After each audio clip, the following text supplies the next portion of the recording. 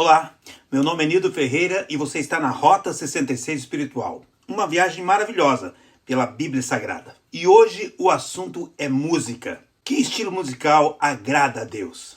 Será que é samba, celebração rápida, rock, baião, worship? Deus aprova a guitarra na igreja? Deus aceita bateria?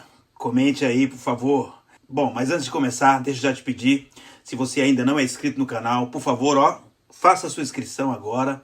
Aperte o sininho para que você possa receber as notificações dos próximos vídeos.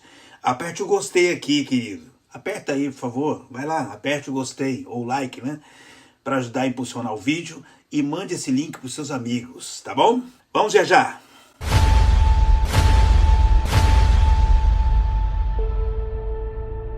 Amados, para quem não sabe, eu sou músico, toco primeiramente teclado, mas também eu toco violão, guitarra, baixo, bateria, né? Não toco aquela coisa toda, mas toco o necessário. E desde que eu me converti, eu me envolvi no ministério de louvor da igreja, né? E sempre amei adorar a Deus, de fato, com a música, né?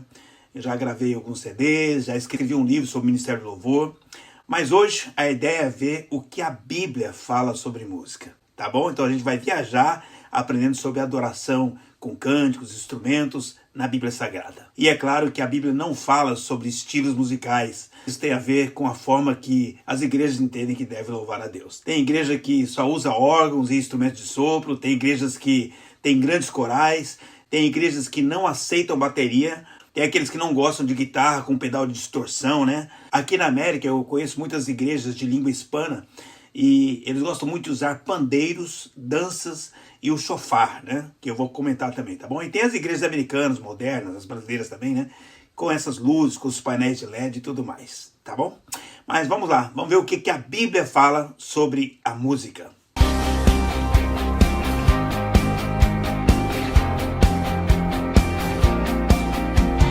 Em primeiro lugar, nós vamos olhar para a música no mundo espiritual.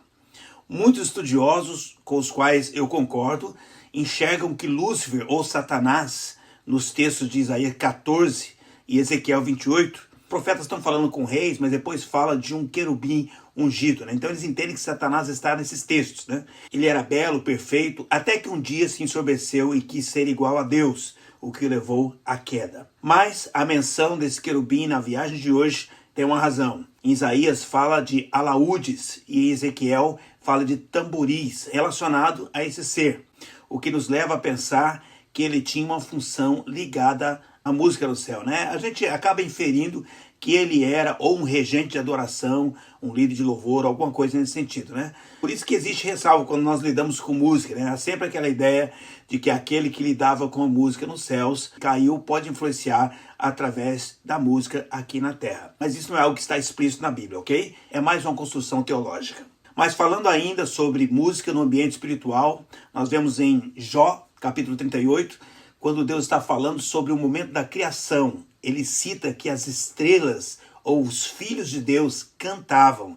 Meu Deus, que coisa maravilhosa, né? Ou seja, enquanto o universo, o sol, a lua, a terra, a natureza, o homem eram criados, havia um ambiente de música, de alegria, de louvor nos céus. Imagine que coisa linda, né? Deus criando e os anjos cantando. Uau! O Salmo 148 diz: louvai ao Senhor, desde os céus. Louvai-o nas alturas. Louvai-o todos os seus anjos. Louvai-o todos os seus exércitos celestiais. Glória a Deus, aleluia! Nos céus tem adoração, Deus tem anjos cantando e adorando. No livro do profeta Isaías, capítulo 6, ele narra que viu o Senhor e ele contemplou os serafins, anjos de adoração. E eles estavam cantando. Eles estavam cantando o quê? Santo, santo, santo é o Senhor dos exércitos. Toda a terra está cheia da sua glória. Meu Deus, que tremendo! Aleluia! No Novo Testamento, em Lucas 2, falando sobre o nascimento de Jesus, o Evangelho narra que uns pastores tiveram uma visão maravilhosa, onde uma multidão de anjos louvavam a Deus. E é interessante que no livro de Hebreus diz algo que concorda com essa ideia mesmo, né? No capítulo 1 de Hebreus, versículo 6, diz: e novamente, ao introduzir o primogênito no mundo, diz: e todos os anjos de Deus o adorem. Então, no nascimento de Jesus, havia anjos louvando a Deus e anjos adorando a Jesus. E ainda falando dos anjos, o livro de Apocalipse contém vários textos onde os anjos adoram a Jesus e adoram a Deus, né? Mas sobre esses textos eu vou falar no final da nossa viagem, tá bom? E tem algo interessante em Atos 2. Isso aqui é uma curiosidade, né? Ainda que muitas vezes nós pensamos que um vento soprou no cenáculo, a Bíblia não diz isso, né? Onde as pessoas estavam reunidas e ali elas foram batizadas pelo Espírito Santo, né? Na verdade, a Bíblia não cita um vento, mas um som como de um vento. Ou seja, na descida do Espírito Santo houve um som. E a pergunta é, será que seria uma música celestial? Agora vamos para a música no ambiente terreno. Na Bíblia, a música é parte da vida cotidiana do povo de Deus. Seja em festividades sociais, como casamento, né, ou em comemorações de vitória, né, livramento, e é claro, nos ambientes religiosos, nos cultos, né, na adoração a Deus. Amém? Em 1 Samuel 18, quando Davi matou a Golias, a Bíblia diz que as mulheres saíram ao som de tamborins e instrumentos de cordas, celebrando a vitória dele. Bom, inclusive, foi nesse momento que Davi tinha acabado de matar Golias e surgiu um novo gigante, que era Saul, que ficou muito enciumado, porque as mulheres falavam, Saul matou milhares, mas Davi matou 10 milhares. O cântico era usado como ferramenta de ensino também. Deus orienta a Moisés para que ele escreva um cântico de alerta aos filhos de Israel. Isso era algo para ser cantado sempre, para que não fosse esquecida a mensagem. Está em Deuteronômio capítulo 31, no versículo 19. Diz, agora, pois, escrevei este cântico e ensinai aos filhos de Israel. Então Deus estava orientando para que eles cantassem, para memorizar aquilo que Deus tinha ordenado. Os diversos salmos que nós vemos na Bíblia também fazem parte dessa ideia de perpetuar os ensinos. E quando Salomão inaugurou o templo, eles louvaram com trombetas e cantaram a uma só voz, diz a Bíblia, cantaram em uníssono, né? E aí eles estavam adorando a Deus e a glória de Deus se manifestou, a nuvem de glória esteve ali, né? Encheu o templo e eles não podiam estar de pé. A Bíblia diz que eles não podiam permanecer em pé por causa da nuvem. Meu Deus, que coisa tremenda, né? Profetas como Isaías e Abacuque utilizaram a forma poética e musical em suas profecias. Por exemplo, em Isaías capítulo 5, o Cântico da Vinha é uma parábola em forma de canção que ensina sobre a justiça de Deus e as consequências da desobediência e injustiça de Israel. A gente costuma cantar, ainda que a figueira não floresça, ainda que não haja alimento no campo, né? Eu me alegrarei em ti, né? Enfim, nós musicamos, né, os textos bíblicos, né? Mas, independente de nós tornarmos música esse texto no dia de hoje, na época, o próprio Abacuque pediu para que fosse encaminhado para os músicos, ou seja, era para tornar uma música, né? Essa abordagem poética facilitava que a mensagem profética fosse acessível e impactante para o público que a recebia.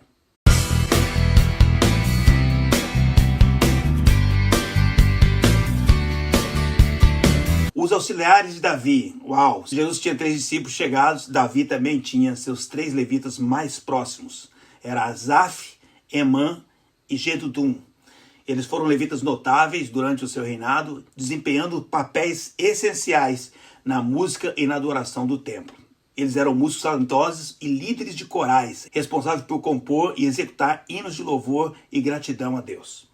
Asaf era descendente de Gerson, o filho primogênito de Levi, e ele não era apenas um músico habilidoso, mas também um poeta exímio. Asaf compôs o Salmo 50 e também os Salmos de 73 até o 83, são 11 salmos, né? Ele liderou um dos principais corais do templo. Sua liderança é citada em 1 Crônicas 25, que diz, Davi e os chefes de serviço militar também separaram para o serviço alguns dos filhos de Asaf e Jedutum, que deveriam profetizar com harpas, liras e símbolos. Uau! Profetizavam com música, né? Já o Emã, ele vinha da linhagem de Museu, outro filho de Levi também. Ele era conhecido como um vidente ou profeta do rei Davi e se destacava como músico e líder do coral. Ele compôs o Salmo 88, demonstrando uma profunda espiritualidade e habilidade musical. E Jedutum era conhecido também como Etan. Jedutum era descendente de Zara, filho de Judá. E sua habilidade musical e liderança no coral são evidenciados, conforme mencionado em 1 Crônicas 25:1, onde justamente ele é descrito como um dos líderes, como eu acabei de falar. E esses 3 levitas, eles não só lideravam apresentações musicais, mas eles também eram responsáveis pela organização de um grande grupo de músicos e cantores. Asaf e Emã compuseram vários salmos e expressaram louvor, gratidão e admiração a Deus, além das suas habilidades musicais. E eles também eram líderes espirituais que guiavam o povo de Deus na adoração. Esse trio representa a importância vital da música e da adoração na vida do povo de Deus, através dos seus talentos musicais e da liderança espiritual. Eles ajudaram a criar um ambiente de louvor, de gratidão no templo.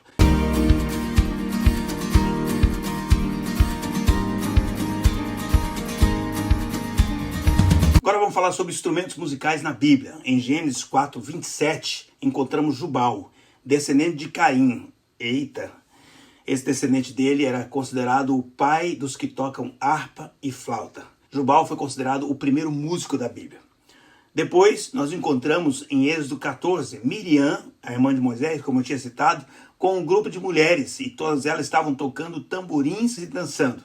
Já em Êxodo 19, no Monte Sinai, enquanto Deus falava com Moisés, se ouvia um estrondoso som sobrenatural de uma trombeta, que fazia tremer todo o povo de Israel. Uau! Depois, em Números 10, Deus orienta que sejam feitas 2 trombetas de prata que serviam para orientar o povo sobre as partidas e paradas das caravanas e também usadas nos momentos dos sacrifícios. No livro de Josué, as trombetas são tocadas como sinal para o povo gritar. E eles gritam e as muralhas caem. Já em Juízes 11, Jefté volta vitorioso da batalha, então a sua filha sai ao encontro dele com tamboris e com danças. Bom, até agora nós já temos harpas, flautas, tamborins, trombetas, né? Vamos lá. Antes de mencionar Davi e o seu instrumento, 1 Samuel capítulo 10, Samuel unge Saul como rei de Israel. E ele diz para ele encontrar com os profetas. E os profetas eram precedidos de saltério, diz a Bíblia. Tambor, flauta e harpa. Profetizavam com os músicos tocando, né? Uau, isso é tremendo demais, né? Já em 1 Samuel 16, Davi é chamado para tocar para o rei Saul, né? E ele está lá tocando com a sua harpa, né? E através da sua música, ele expulsa o espírito maligno do rei. Em 2 Reis 3, Eliseu pede a um músico que toque. E quando o tangedor toca, a profecia vem a ele. Uau! Ou seja, os instrumentos tocados por adoradores traziam a presença de Deus, manifestação de Deus. Criavam um ambiente, né? Ainda tem o shofar, que a gente não costuma ler na Bíblia esse nome, né? Pois geralmente ele é traduzido por trombeta, né? Mas em momentos principalmente relacionados ao culto, ao templo, associado à voz profética, o instrumento usado era o shofar. E como é que é o shofar? O shofar é um instrumento feito do chifre do carneiro, né? Em 2 Samuel 6, Davi e toda a casa de Israel tocavam perante o Senhor, com todo tipo de instrumento, diz a Bíblia, feitos de madeira de faia, harpas, alaúdes, tamborins, cistos e símbolos. Em Crônicas, a lira é acrescentada aos instrumentos de adoração. Então, só para ficar bem organizado, vamos lá. Instrumentos de cordas, harpas, liras, alaúdes e cítaras. Instrumentos de sopro, flautas, trombetas e o shofar, né? E instrumentos de percussão, tinha tambores, tamborins, pandeiros e cistos. Portanto, há muitos instrumentos e muita musicalidade na Bíblia. Na Bíblia nós encontramos homens e mulheres que cantaram a Deus. O primeiro personagem foi Moisés, em Gênesis 15, né? Após a travessia do Mar Vermelho, como eu também já citei, ele canta a vitória do povo de Israel sobre os egípcios. E na sequência, Miriam, irmã dele, sai tocando tamborim e dançando com um grupo de mulheres, declarando que se deve louvar a Deus. Provavelmente elas estavam cantando também, né? Anos depois, no livro de Juízes, nós encontramos a profetisa e juíza Débora. Depois da vitória sobre Cícera, ela canta, e nesse canto ela menciona inclusive as estrelas lutando, né? Ela enxergava os anjos ajudando na batalha. Ana, após gerar Samuel, né, cantou a Deus também um cântico maravilhoso, falando do poder de Deus e de como ele mudava as circunstâncias. Nós vemos Davi compondo 50% dos salmos, falando das mais diversas situações. E a gente ia ficar muitas horas se a gente falasse sobre cada uma dessas canções, né? Então eu só vou citar um dos momentos em que a Bíblia cita Davi cantando. Está em 1 Samuel, capítulo 22, quando ele canta louvando a Deus pelo livramento dos seus inimigos e de Saul. Salomão compôs, além de provérbios, vários cânticos também. Prova disso é que nós temos um livro escrito por ele e chamado de Cantares de Salomão. Existe um texto maravilhoso em 2 Crônicas, capítulo 20, não podia deixar ele de fora, né? Onde o rei Josafá soube que vinha um grande exército contra Judá, e então ele convoca o povo a orar, né? A jejuar, se consagrar a Deus, né? E aí Deus fala com ele, e Deus diz o quê? Nesta batalha vocês não precisarão guerrear, apenas louvar. Querido, a Bíblia diz que eles cantaram, tocaram, louvaram a Deus, né? Adoraram a Deus. E enquanto isso estava acontecendo, Deus fez com que os inimigos guerreassem entre si e destruíssem uns aos outros, trazendo livramento ao povo de Judá. Meu Deus, vamos louvar a Deus. Tem resposta na adoração. Amém, querido? E no Novo Testamento? No Novo Testamento nós temos o sacerdote Zacarias, que ele adora a Deus, né? Por um milagre do nascimento do seu filho, o profeta João Batista, né? Nós vemos o Magnificat, a maravilhosa canção de Maria também, mãe de Jesus, louvando a Deus pelos seus feitos poderosos, né? E também nós lemos sobre a canção de Simeão, que era um homem de Deus, né? Que estava no templo quando Jesus foi apresentado. E ele pega Jesus no braço e ele canta: agora, Deus, você já pode me levar em paz, porque os meus olhos viram a salvação, né? Glória a Deus, que coisa maravilhosa, né?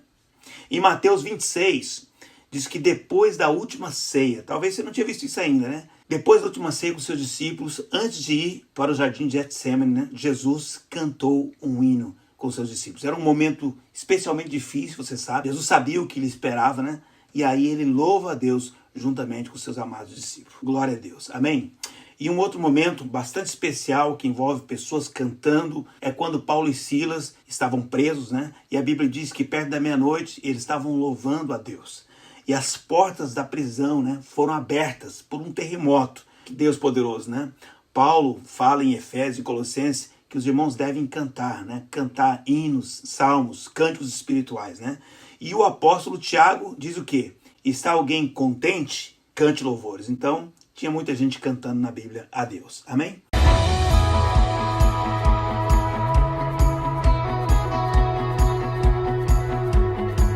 Agora eu quero falar especificamente sobre Davi, né? Por quê? Porque Davi com certeza é o nome relacionado à música da Bíblia, né? Ele escreveu metade dos salmos, mais ou menos, né? Mas você já se pegou muitas vezes dizendo: eu gosto de ler os salmos de Davi, né? Mas está falando, na verdade, dos 150 salmos, né? Que somente a metade é ele que escreveu, né? Por quê? Porque isso é devido ao grande papel que ele desempenhou na questão da música na Bíblia, né? Davi era diferenciado. Além de ser um músico excelente, né? A razão dele ter sido levado a tocar na presença de Saul é que ele era um músico excelente, né? Mas ele também tinha muita unção. E é por isso que quando ele tocava, o espírito maligno era expulso de Saul, né? Então ele era um adorador, né? Ele tinha prazer na adoração, no louvor a Deus. E ele mandou buscar a Arca da Aliança, né? Que tinha ficado 20 anos na casa de Abinadab, né? E ele trouxe a Arca, né? E quando ele trouxe, ele dançou diante de Deus, né? Ele fez uma tenda, né? Que não era exatamente igual ao tabernáculo de Moisés, porque ele não tinha os utensílios, né? Mas ele colocou a arca. Então o foco era a arca, né? Que representava a glória de Deus, a presença de Deus, que para Davi era algo muito caro, algo muito importante. Davi organizou um sistema de adoração ininterrupto no tabernáculo. Havia músicos, né? Adoradores, cantores, né? Adorando a Deus, tocando a Deus 24 horas por dia, 7 dias na semana, querido. Coisa tremenda demais. Em 1 Crônicas 23 diz: 4.000 homens para louvar ao Senhor com os instrumentos que eu fiz, disse Davi. Bom, é claro que a gente deve supor que Davi não construiu esses instrumentos de fato, mas ele deve ter oferecido o modelo, né, o projeto de como eram os instrumentos, e aí acompanhado, supervisionado a fabricação desses instrumentos, né? E os salmos? Os salmos é o que fala de música na Bíblia, né? E existe muita riqueza em cada um deles, aí você tem que de fato buscar, porque tem salmos de lamento, tem salmos de ação de graças, tem salmo de louvor, né? O Salmo 150 em especial fala muito, encoraja muito o uso dos instrumentos, né, para louvar a Deus, e ainda diz: tudo que tem fôlego, louve ao Senhor. Agora, sobre a canção do Apocalipse, originalmente chamado Revelation Song, ela foi escrita por Jenny Lee e ela ganhou popularidade, né, primeiro através da versão aqui gravada pela Carrie Joe em 2009, mas depois, para os brasileiros, é claro, ela chegou pelo Diante do Trono, né, pela Ana Paula, né? E aí eu gostaria de terminar falando sobre ela. E por quê? é porque ela é uma demonstração de uma canção bem embasada na Bíblia, né? E é claro que nós temos muitas canções inspiradas pela Bíblia, mas é interessante quando nós encontramos aquelas canções que cantam a Bíblia mesmo, né? Sabe? Quando você canta e você busca o versículo e tem relação com ela, né? Então, qualquer dia desse, eu vou gravar uma viagem só nesse tipo de canção, tá bom? Mas vamos lá. Eu vou citar algumas partes da letra dessa música e a gente vai analisar na Bíblia. Digno é o Cordeiro que foi morto, santo, santo ele é. Então, isso está em Apocalipse capítulo 5, versículo 12. Você pode conferir que você vai encontrar isso lá. Também está em Isaías 6:3, quando Isaías vê lá os anjos cantando santo, santo é o Senhor dos Exércitos, a terra está cheia da sua glória, né? Diz também, um novo cântico ao que se assenta sobre o trono do céu. Apocalipse 5:9 diz, e cantavam um novo cântico. E Apocalipse 3:21 diz, ao vencedor darei o direito de se assentar comigo no meu trono. Então, está lá, embasado na palavra de Deus. Outra frase é, santo, santo, santo, Deus Todo-Poderoso, que era, que é e que há de vir. Isso está em Apocalipse 4, versículo 8. Você pode verificar lá que de fato diz exatamente isso. Santo, santo é o Senhor Todo-Poderoso, que era, que é e que há de vir. Né? Depois, na canção tem, está vestido do arco-íris, sons de trovão, luzes, relâmpagos. E isso está em Apocalipse 4:3 e em Apocalipse 4:5 também. Depois diz, louvores, honra e glória, força e poder para sempre. Está em Apocalipse 5:13, né? Sejam dadas as bênçãos, a honra e a glória e o domínio pelos séculos dos séculos, né? E aí depois diz, Jesus, teu nome é força, fôlego de vida, misteriosa água viva. Essa palavra, por exemplo, está em João capítulo 10, João capítulo 4, né? Jesus diz, né? Se tu conheceres o dom de Deus a quem te diz, né? Falando com a mulher, né? Lá samaritana, né? E você pediria, ele daria água viva, né? Depois ainda diz, com a criação eu canto louvores ao Rei dos Reis. Aí Apocalipse 19:16 diz justamente, e no manto sobre a sua coxa tem escrito o nome, Rei dos Reis, Senhor dos Senhores. Aí diz, és tudo para mim, eu te adorarei. Aí a gente vai para o Salmo 73:25, que diz, a quem tenho eu no céu, senão a ti, e na terra, nada mais desejo além de estar junto a ti. Enfim, essa canção, ela tem uma substância bíblica muito forte mesmo. E por isso que eu escolhi ela para falar um pouquinho. Isso é muito importante, você ouvir uma música e buscar relatos na Bíblia sobre ela. E com isso eu encerro a nossa viagem de hoje, uma viagem musical. E aí, tem algo que eu esqueci de mencionar? Provavelmente tem alguma coisa que você pode colaborar aí, né? Tá bom? Eu espero que você tenha sido abençoado. Antes de orar, deixa eu te pedir, se você ainda não é inscrito no canal, por favor, se inscreva, aperte o sininho aqui para você receber notificações, aperte o gostei, talvez você não apertou ainda, né? Assistiu o vídeo, mas não apertou, né? Aperta aí o gostei, que é muito importante, porque ajuda a substanciar esse vídeo, tá bom? E manda o link para seus amigos. Vamos orar? Pai, eu quero te louvar e te agradecer por esse tempo precioso na tua presença, aprendendo sobre música na Bíblia. Oh, Pai, o Senhor ama ser adorado, Senhor, e nós te louvamos, te glorificamos pelo dom que tu nos deste de criar música através dos instrumentos, através das nossas vozes. Quero te pedir em nome de Jesus que o Senhor abençoe grandemente, grandemente a cada um que está conosco. Abençoe para que todos nós possamos, como Jesus disse, ser adoradores, verdadeiros adoradores, que adorem em espírito e em verdade. Abençoe agora, Senhor, cada pessoa, cada casal, cada família, ó Deus, cada profissional, cada líder, cada membro, ó Deus, cada um que está assistindo. Põe a tua mão sobre cada um de nós e abençoe-nos segundo o seu querer. Aleluia. Glória a Deus. Amém, querido? Deus te abençoe muito, muito, muito. Até a próxima viagem na Rota 66 Espiritual.